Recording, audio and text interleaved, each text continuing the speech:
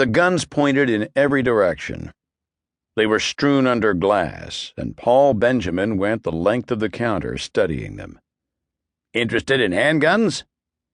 The proprietor was hopeful, not so much for a sale as for conversation. Paul recognized the inquisitive tone. Guns were objects of beauty, artifacts.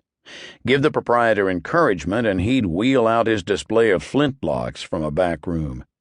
The shop was heavy with oiled rifles and shotguns. Here and there a decorative sword.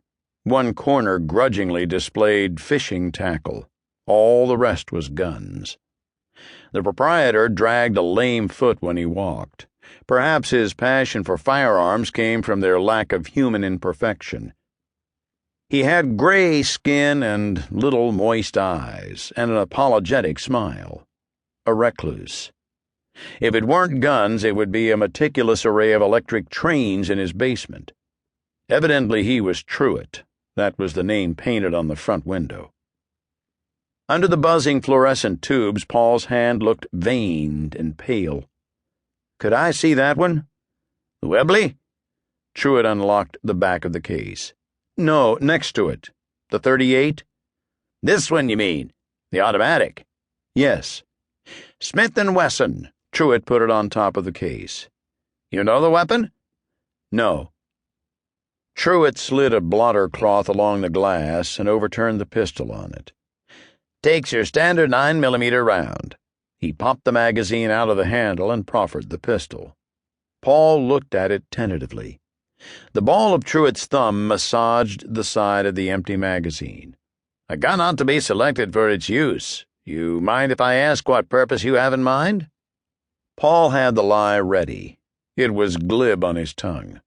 "I've just moved out from New Jersey. My brother and I bought a radio and electronics shop in Chicago. We're opening next week." "You want the gun under the counter against holdups, then?" "We thought of buying two guns, a very small one that would fit in the back of the cash register drawer and a bigger one to keep under the counter." "Makes sense. Crime what it is today." Truett retrieved the pistol and slid the magazine into it. "You don't want this one." "No?" "Maybe you'll have kids wandering around the shop.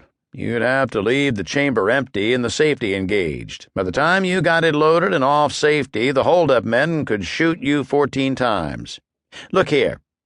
Paul watched him grip the slide with his left hand. "Assume that's a loaded magazine I just inserted. Here's what you got to do before you can fire this thing. It takes two hands, and it can't be done silently."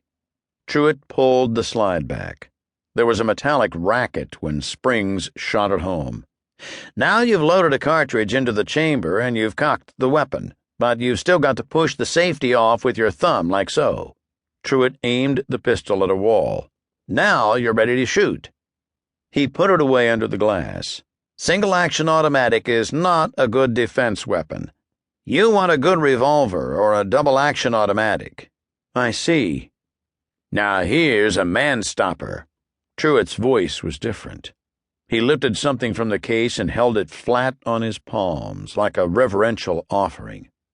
It had the beauty of extraordinary ugliness. "Too bad it's got the same disadvantages as that other automatic, but this is a collector's item. I'll lay odds you've never seen a Luger like this one. They only made a handful of these in .45 caliber. Paul tried to put a polite show of interest on his face to mask his fascination. The .45 Luger had ugly lines, bulging tumors of dark steel.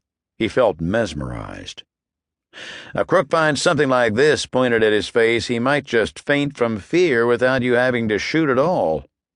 Truett smiled, but the smile was awry with unexpected cruelty. Paul stared at the Luger when Truett aimed it carefully past him into the neutral shadows. It was like staring into the orifice of a cannon.